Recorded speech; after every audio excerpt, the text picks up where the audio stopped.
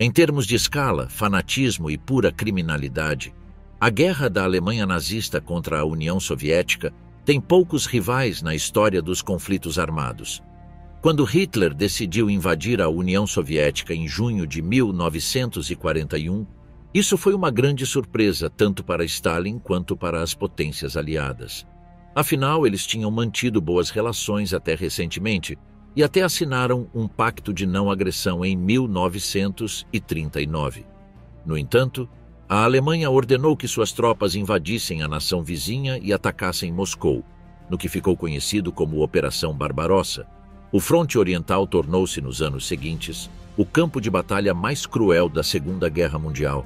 Os nazistas tinham um ódio especial contra os soldados poloneses e soviéticos, mas foram recebidos com um nível semelhante de violência quando os soviéticos conseguiram capturar os nazistas. Não apenas foram brutalmente torturados e executados durante a guerra, mas o cativeiro dos prisioneiros de guerra alemães continuou por anos após o fim das hostilidades. Isso foi justiça ou puro ódio? Quão brutais foram as batalhas no fronte oriental? Bem-vindos ao The Marshall Memoirs. O que aconteceu com os alemães capturados no fronte oriental? Nada poderia ter preparado Hitler para o que encontrou no fronte oriental. O inverno rigoroso, a disciplina soviética e a feroz atividade partisana tornaram qualquer avanço em direção a Moscou uma provação. Soldados nazistas morreram para os milhares devido à fome, ao frio e às muitas escaramuças e armadilhas armadas pelos partidários soviéticos. Mas até essas mortes se tornaram preferíveis ao que os soviéticos fizeram com os alemães capturados. Esses homens e mulheres soviéticos estavam em busca de uma oportunidade para se vingar dos alemães. Ao longo da Operação Barbarossa e da invasão alemã à União Soviética, Hitler ordenou que seus soldados liquidassem todos os chamados bolcheviques e qualquer um que pudesse ser considerado seu aliado ou cúmplice. Para a Wehrmacht, a ordem era clara: todos os povos eslavos deveriam ser eliminados. A guerra travada pela Alemanha contra a União Soviética era uma guerra de extermínio, bem diferente de como agiram no fronte ocidental e no tratamento dado para os franceses. Além disso, Hitler ordenou que os alemães queimassem a terra em sua retirada. Com essas ordens, os soldados nazistas massacraram vilarejos inteiros e destruíram cidades. Eles deixaram apenas morte e destruição por onde passaram. Mas quando o Exército Vermelho começou a retaliar, todas as ações alemãs logo voltaram para assombrá-los. Essas terríveis ações genocidas por parte dos soldados de Hitler ficaram gravadas na imaginação coletiva dos soldados soviéticos. De fato, não foi preciso muita propaganda por parte de Stalin para demonizar os alemães. Muitos desses russos que lutaram contra os nazistas eram eles próprios vítimas, suas casas destruídas, suas mães, irmãos e irmãs massacrados. O povo soviético, sem dúvida, suportou o maior peso da guerra. Mais de 27 milhões de pessoas foram mortas. Com todo esse ressentimento e ódio acumulado pelos alemães, a juventude soviética atendeu ao chamado de Stalin para empurrar os alemães de volta em algo que só pode ser descrito como uma verdadeira paixão destrutiva. Stalin também ordenou que o Exército Vermelho iniciasse uma política de terra arrasada para negar para os alemães e seus aliados suprimentos básicos à medida que avançavam para o leste. Para cumprir essa ordem, foram formados batalhões de destruição nas áreas da linha de frente, com autoridade para executar sumariamente qualquer pessoa suspeita. Os batalhões de destruição incendiaram vilarejos, escolas e edifícios públicos. Como parte dessa política, o Exército Vermelho e a Polícia Secreta Soviética massacraram milhares de prisioneiros antissoviéticos. A Polícia Secreta estava encarregada dos prisioneiros de guerra. Eles eram responsáveis por levá-los da linha de frente, onde foram capturados, para os campos de prisioneiros de guerra no interior da Rússia. Mas como a maioria dos transportes era utilizada no esforço de guerra, a Polícia Secreta de Stalin decidiu economizar recursos fazendo com que os prisioneiros marchassem pelas frias estepes russas. Na Ucrânia e na Bielorrússia Ocidental, 60 mil pessoas foram forçadas a evacuar a pé. O registro oficial soviético relatou mais de 9.800 execuções em prisões, 1.443 execuções durante a evacuação, 59 mortos por tentativas de fuga, 23 mortos por bombas alemãs e 1.057 mortes por outras causas. Nem todos esses prisioneiros eram alemães.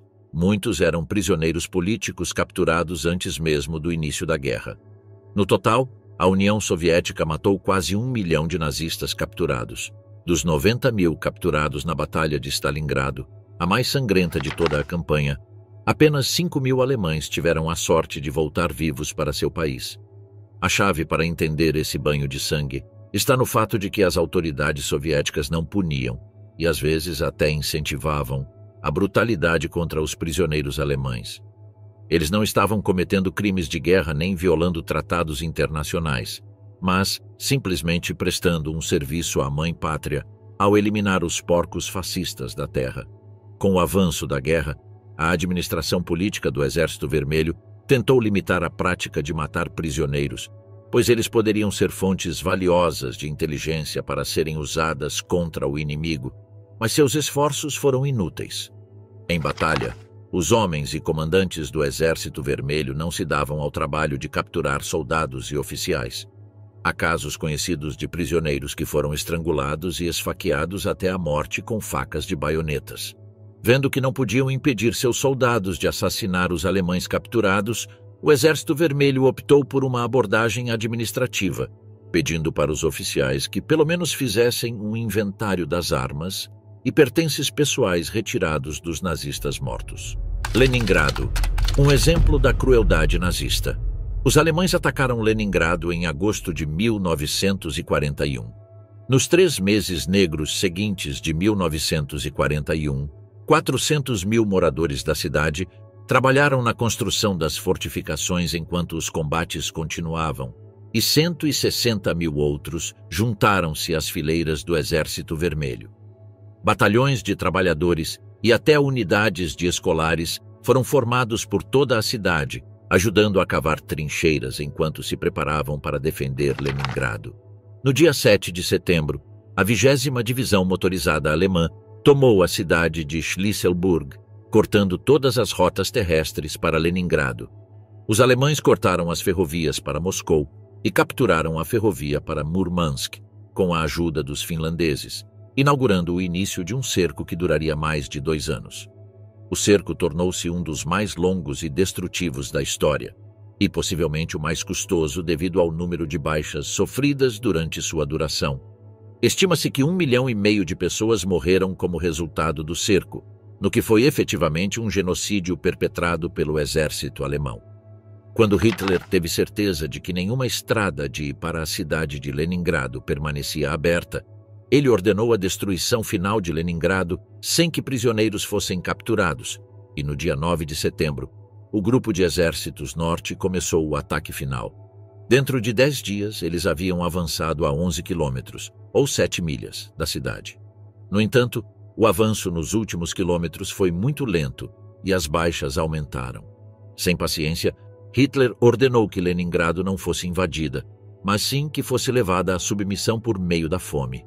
O Grupo de Exército Centro permaneceu estático e foi submetido a inúmeros contra-ataques soviéticos, em particular a ofensiva de Yelnya, onde os alemães sofreram sua primeira grande derrota tática desde o início da invasão. Essa vitória do Exército Vermelho também proporcionou um importante impulso ao moral soviético. Esses ataques fizeram com que Hitler concentrasse sua atenção novamente no Grupo de Exército Centro e em sua ofensiva contra Moscou. Os alemães ordenaram que o 3º e o 4º Exércitos Panzer interrompessem o cerco de Leningrado e apoiassem o Grupo de Exércitos Centro no ataque a Moscou. As tropas soviéticas, muitas das quais tinham amigos e familiares em Leningrado, não estavam dispostas a deixar que os alemães conseguissem o que queriam. Existem inúmeras histórias de bravura durante esse período da guerra. Um desses heróis da União Soviética foi Emir Lumanov, um tenente sênior da Crimeia no Exército Vermelho. Como ele falava alemão, foi enviado em uma missão em 20 de julho de 1941, disfarçado em um uniforme militar nazista, fingindo ser um oficial comandante nazista inspecionando uma unidade. Todos os membros da unidade largaram suas armas para apresentar seus documentos de identificação a Lumanov, apenas para serem levados como prisioneiros de guerra. Como sua missão consistia em impedir o avanço do exército alemão e não havia oficiais de alta patente que pudessem fornecer informações valiosas, ele escolheu ordenar a execução dos prisioneiros por um pelotão soviético, que os fuzilou contra uma parede de tijolos. Logo depois, os alemães sitiaram Leningrado e Lumanov foi nomeado comandante de um batalhão que participou da ofensiva de Yelnya. As batalhas por Yelnya, em agosto de 1941, foram extremamente intensas. Em 11 de agosto, ele recebeu ordens de liderar seu batalhão no avanço para Yelnya, para expulsar as forças nazistas das encostas ocidentais da área. Em apenas um dia de batalha, seu batalhão matou 200 nazistas. Após receber ordens de avançar mais para o leste, eles capturaram 2 tanques e 4 canhões antitanque dos nazistas. Até o dia 31 de agosto, seu batalhão estava com poucas munições e sem alimentos, mas ele continuou a liderá-los em combate, enfrentando forças numericamente superiores. Em 4 dias, conseguiram romper o cerco, mas Lumanov morreu no calor da batalha em 5 de setembro de 1941. Ele havia tirado várias vidas alemãs no processo. As matanças implacáveis de alemães pelas mulheres soviéticas. Durante a campanha, os alemães ficaram profundamente surpresos ao descobrir que o Exército Vermelho havia recrutado tantas mulheres para lutar ao lado dos homens. De fato, isso era uma anomalia em qualquer exército da época e até mesmo nos dias de hoje. Para alguns soldados e oficiais alemães, saber que estavam lutando contra mulheres era um pensamento repugnante, mas para outros, isso despertava suas fantasias mais primitivas. Calcula-se que mais de 800 mil mulheres soviéticas serviram no Exército Vermelho durante a Segunda Guerra Mundial. As soldadas diretamente envolvidas em combate ganharam renome internacional. As pilotos de bombardeiros noturnos, conhecidas como bruxas da noite, e as atiradoras de elite como Lyudmila Pavlichenko e Rosa Chanina, são os exemplos mais extraordinários da participação feminina na guerra. Entre 1941 e 1945, um total de 2.484 atiradoras de elite soviéticas foram mobilizadas para a guerra, e a contagem total de mortes causadas por elas é estimada em pelo menos 11.280. No início, quando a Alemanha atacou a União Soviética em 22 de junho de 1941, milhares de mulheres se apresentaram nos escritórios do Exército Vermelho para se voluntariar, mas a maioria foi rejeitada por não terem experiência no campo de batalha. No entanto, após enormes perdas diante da Operação Barbarossa, as atitudes tiveram que ser alteradas, garantindo um papel maior para as mulheres que queriam lutar. O alto comando do Exército Vermelho permitiu o recrutamento de mulheres, que foram incorporadas em grande número nas unidades médicas e auxiliares, mas também nos batalhões de combate.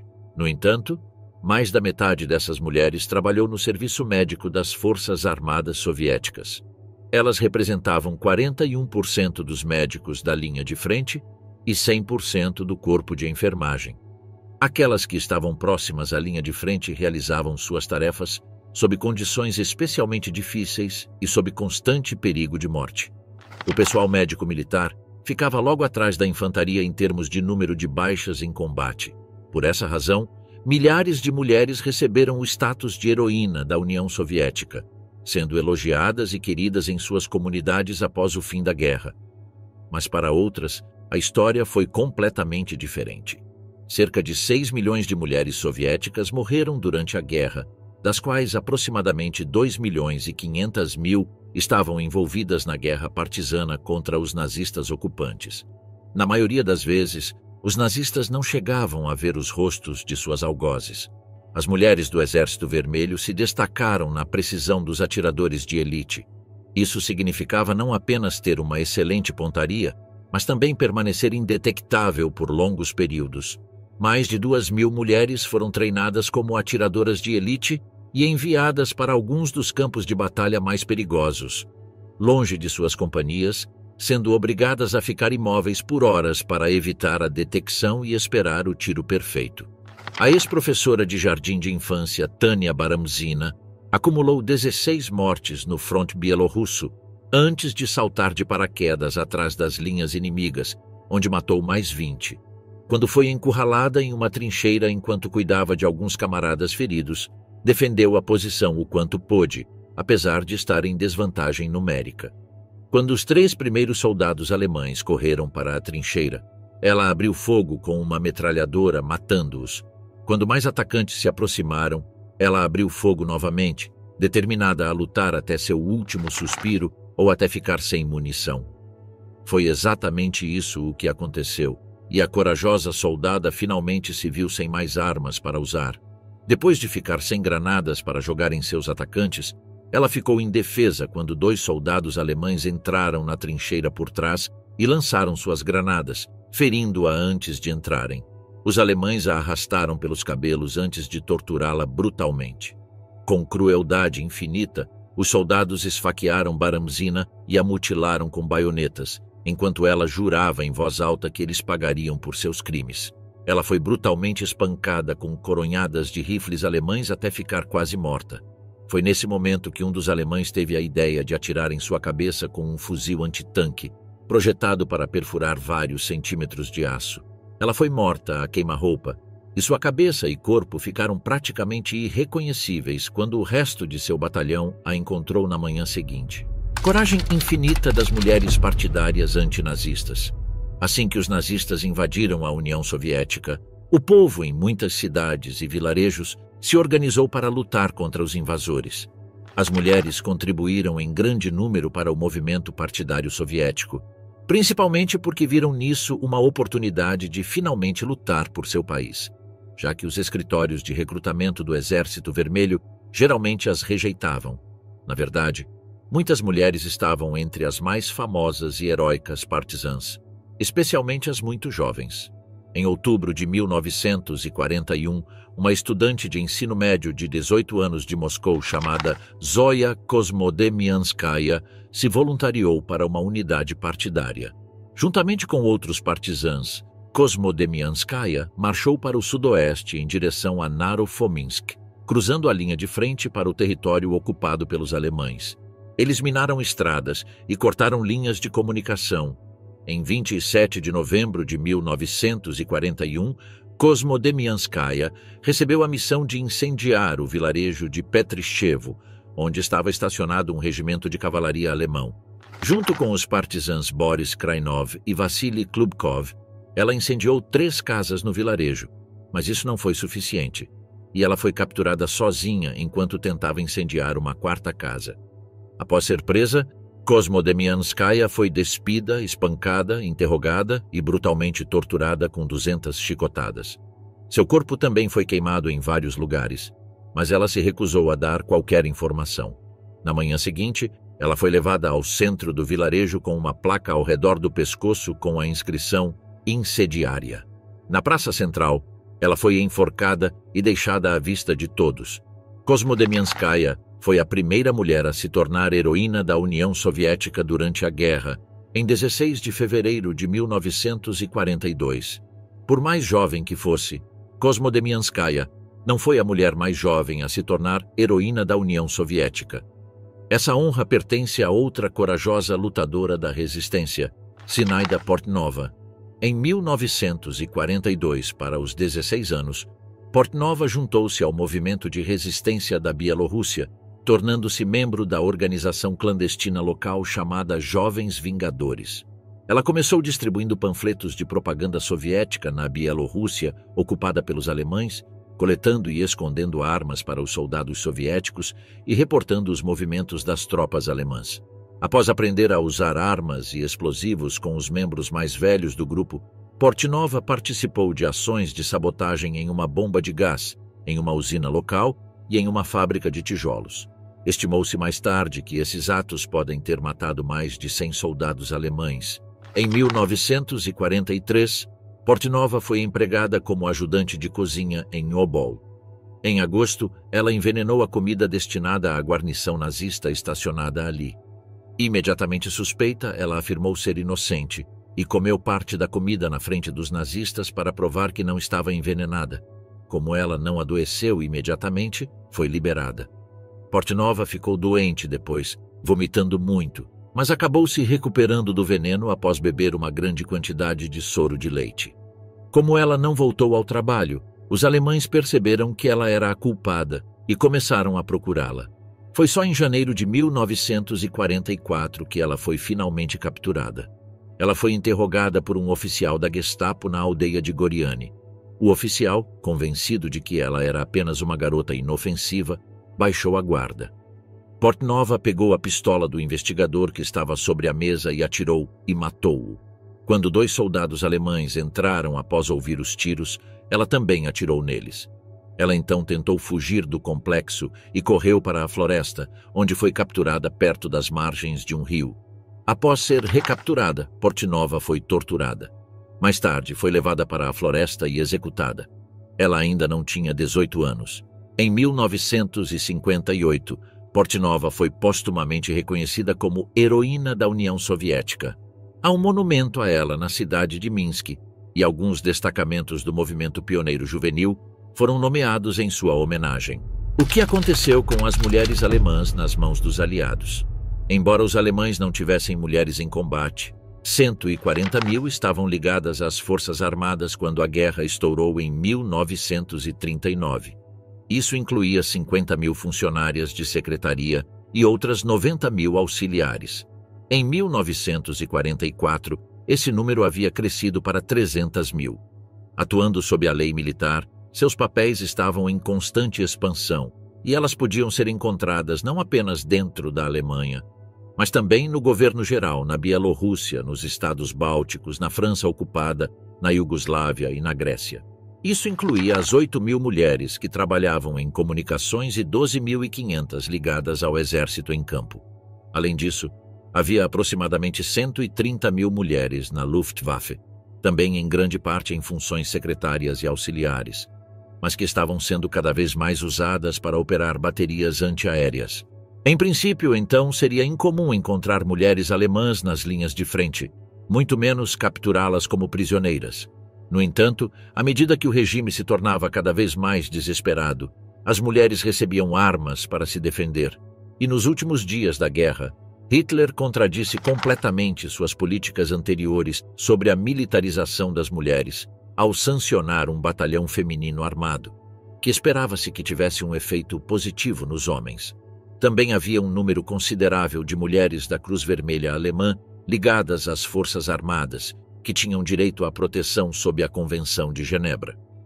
Em geral, a política alemã era evitar que qualquer mulher das Forças Armadas caísse nas mãos inimigas, e os comandantes locais eram pessoalmente responsáveis por sua segurança em face de perigo iminente. A partir de 30 de setembro de 1944, todas as mulheres com menos de 21 anos foram ordenadas a se retirar dos territórios ocupados após algumas unidades femininas terem sido capturadas na Romênia pelos russos. Essa política de retirada gradual inevitavelmente entrou em conflito com a necessidade crescente de usar suas habilidades e aumentar sua carga de trabalho para que mais homens fossem liberados para o serviço na linha de frente. As mulheres que caíram nas mãos dos aliados foram reunidas da mesma forma que seus colegas homens, à medida que a guerra chegava ao fim.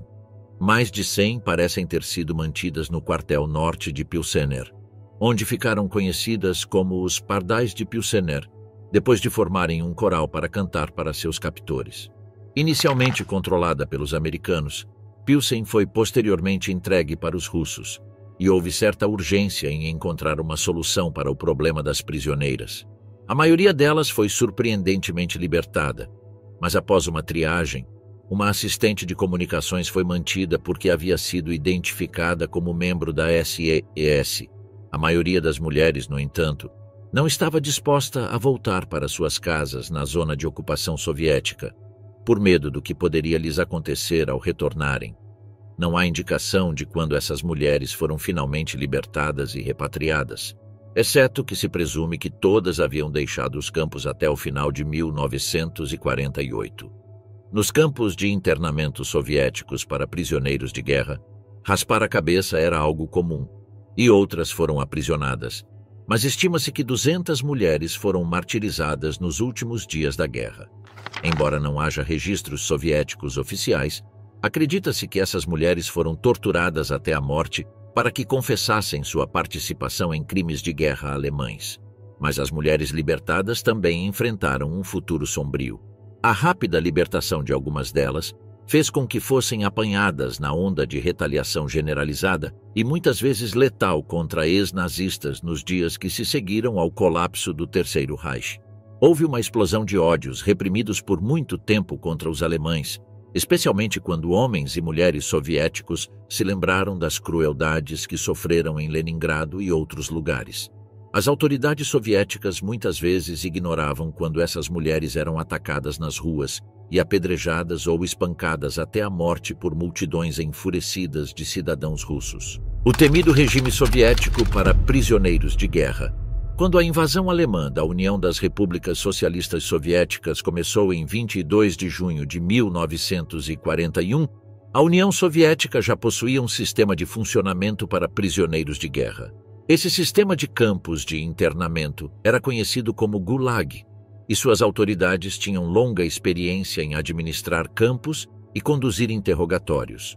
No início da Operação Barbarossa, os soviéticos tinham 8 campos de prisioneiros de guerra, incluindo campos normais para oficiais e outras patentes, bem como campos de punição com regimes mais severos.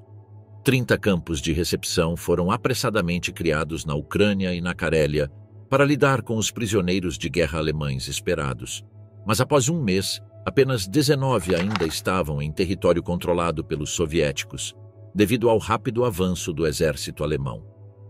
Nos primeiros meses da guerra, o número de alemães capturados pelo Exército Vermelho não foi surpreendentemente grande, já que, na maior parte, o exército soviético estava em retirada contra o ataque das forças de Hitler. Investigações alemãs pós-guerra sobre o número de soldados capturados pelo Exército Vermelho sugeriram um número de até 30 mil até o final de 1941. A população dos campos incluía romenos, italianos e búlgaros, além de alemães, e a falta de assistência médica inicial também desempenhou um papel nas mortes, assim como o ódio para os prisioneiros tanto pelos soldados soviéticos quanto pela população civil local, o que significava que não havia chance de receberem piedade ou comida extra.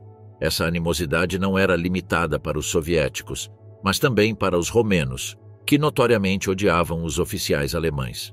Os alemães forçaram milhares de recrutas romenos a lutar em Stalingrado e em outras batalhas importantes no fronte oriental. Quando foram capturados em 1942, os soviéticos não faziam distinções entre os romenos e seus oficiais alemães. No entanto, os romenos nunca esqueceram por que estavam ali em primeiro lugar.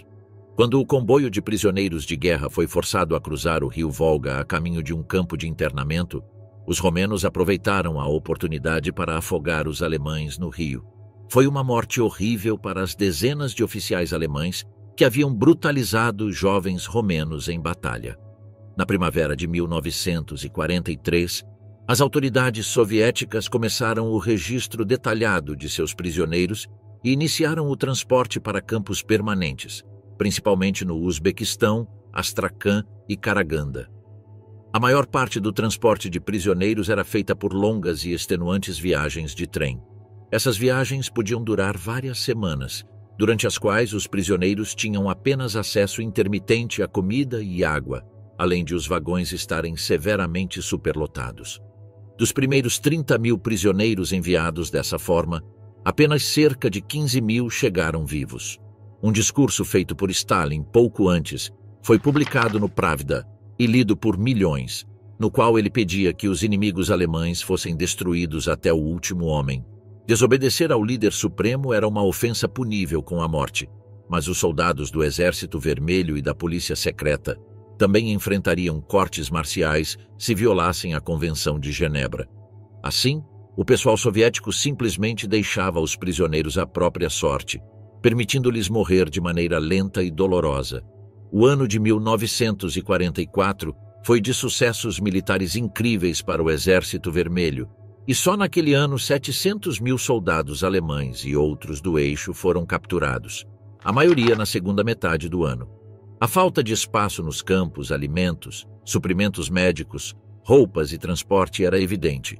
Um problema que só foi agravado pelo saque dos pertences e roupas dos prisioneiros após a captura.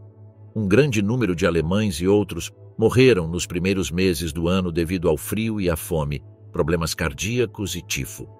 Isso continuou em 1945, à medida que o Terceiro Reich colapsava e ainda mais militares alemães e do eixo ficavam sob o controle do Exército Vermelho. Os soviéticos não tinham pressa em melhorar as condições de acomodação e transporte desses prisioneiros. Calcula-se que, de 1º de janeiro a 13 de maio de 1945, um total de 2.500.000 prisioneiros foram capturados pelo Exército Vermelho em todas as frentes. Apenas cerca de 33% desses prisioneiros ainda estavam vivos 3 anos depois. Revelações arrepiantes de um prisioneiro de guerra alemão na Letônia. Gottlob Biedermann foi um oficial da 132ª Divisão de Infantaria do Exército Alemão e foi enviado para o Fronte Oriental em 1941.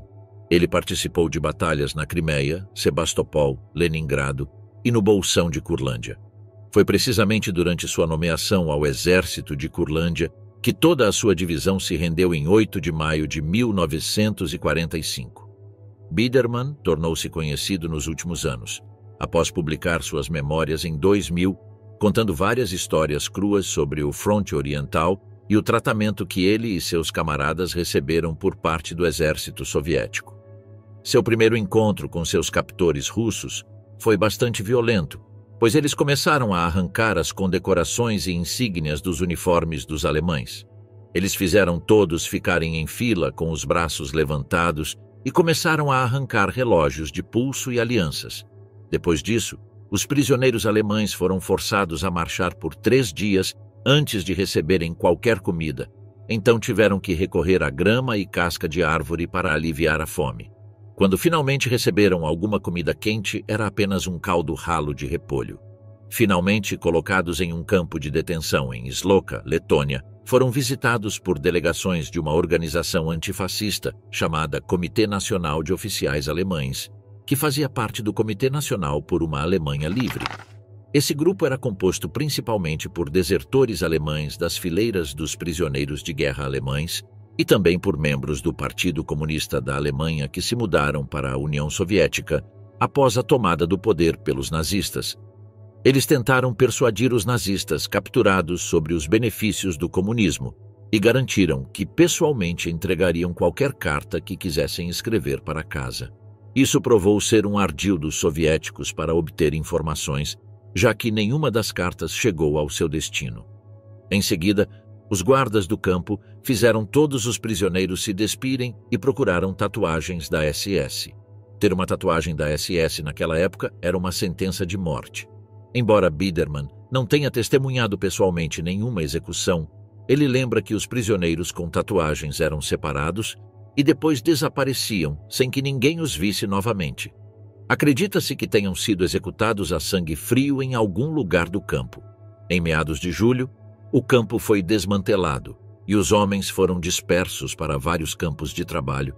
Lá, Biedermann encontrou alemães que haviam sido capturados durante 1944 e ficou chocado com a condição geral deles. Ele os descreveu como esqueletos vivos, com crânios raspados e bochechas encovadas.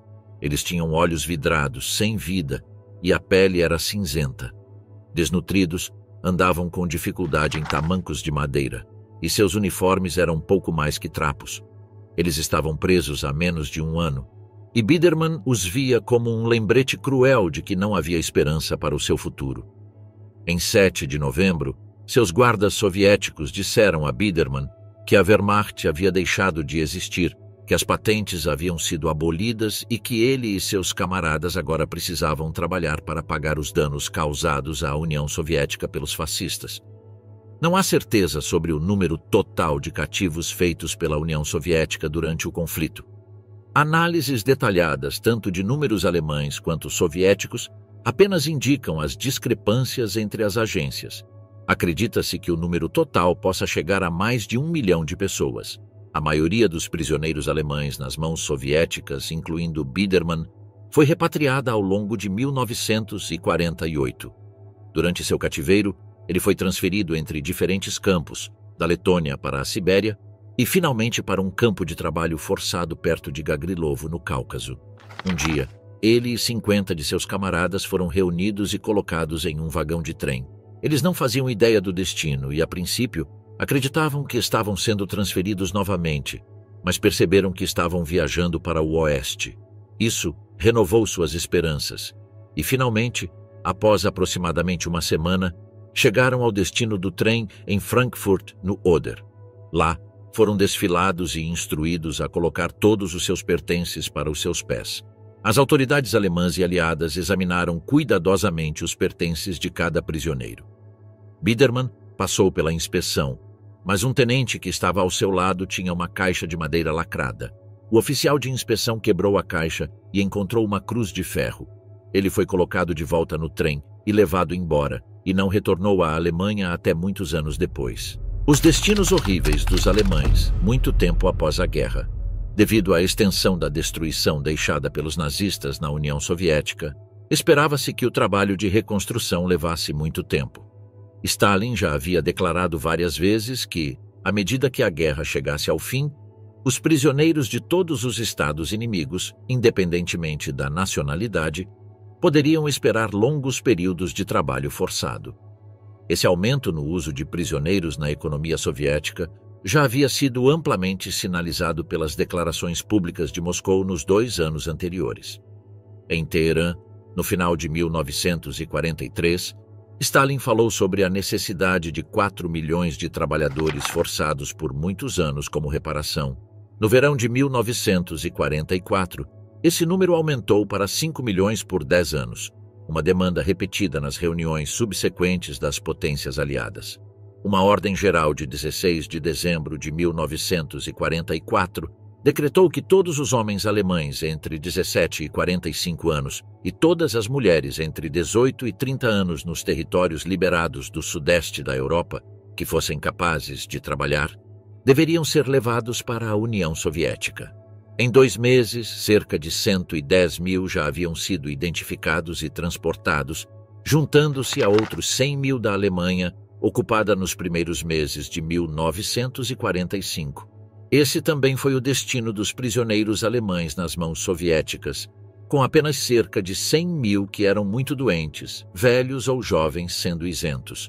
Os demais foram concentrados em aproximadamente 60 campos na Polônia e na Alemanha Oriental, antes de serem transportados para a União Soviética, um processo que foi concluído até o final de outubro de 1945. O trabalho dos prisioneiros também foi enviado para locais específicos em outros territórios soberanos, onde matérias-primas importantes estavam em jogo, como em Jáchymov, na Tchecoslováquia, onde foram encarregados de minerar o urânio necessário para a nova indústria nuclear de Stalin. Inicialmente, Stalin afirmava que os prisioneiros seriam mantidos pelo tempo necessário para a reconstrução, tarefa que ele havia calculado durar 15 anos. Na realidade, a União Soviética libertou a maioria de seus prisioneiros do eixo entre maio de 1945 e o final de 1949, o que ainda foi consideravelmente mais longo do que a maioria das potências aliadas. A maioria desses prisioneiros libertados era composta por idosos, doentes ou incapacitados para o trabalho por alguma razão. Em 6 de junho de 1945, foi decretado que qualquer futura libertação e repatriação exigiria a aprovação do Politburo e seria baseada em uma série de critérios declarados. Nessa fase, a polícia secreta já havia compilado uma lista de cerca de 225 mil soldados alemães e austríacos em campos e hospitais que estavam incapacitados para o trabalho, mas isso excluía os oficiais que deveriam permanecer em cativeiro.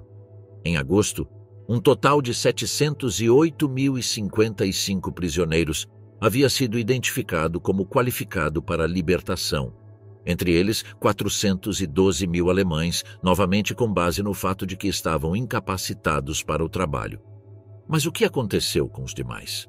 Embora estivesse interessado em se livrar dos prisioneiros que eram economicamente inúteis, as autoridades soviéticas ainda estavam ansiosas para impedir que aqueles com visões evidentemente antissoviéticas fossem libertados.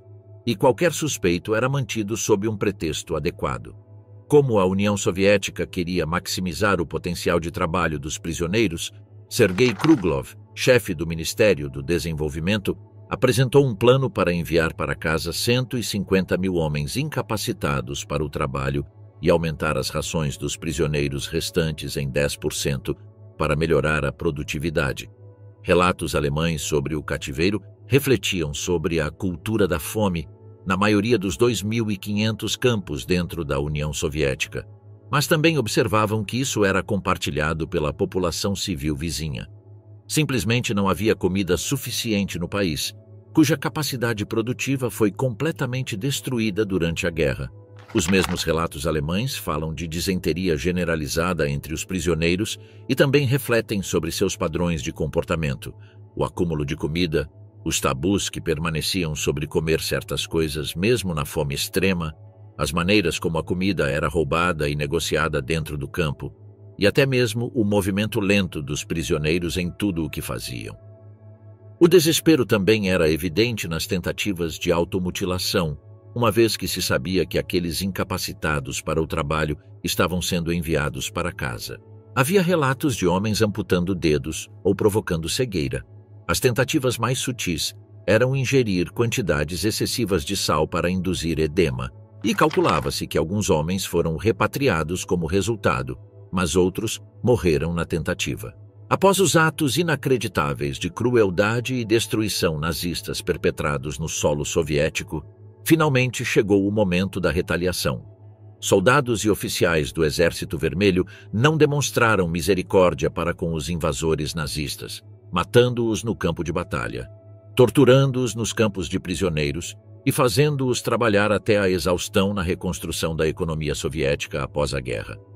Homens e mulheres de toda a União Soviética se voluntariaram para lutar contra os nazistas, e aqueles que não se juntaram ao exército juntaram-se às milícias populares em todas as cidades do país. Pode-se dizer que a crueldade com que os soviéticos trataram os homens e mulheres alemães capturados foi proporcional à crueldade que haviam recebido deles. Mas, como vimos, os soviéticos levaram essa vingança além, estendendo o sofrimento dos prisioneiros por vários anos após o fim da guerra. Não era raro que prisioneiros alemães desejassem ter morrido em combate, em vez de sobreviverem à guerra apenas para caírem nas mãos soviéticas.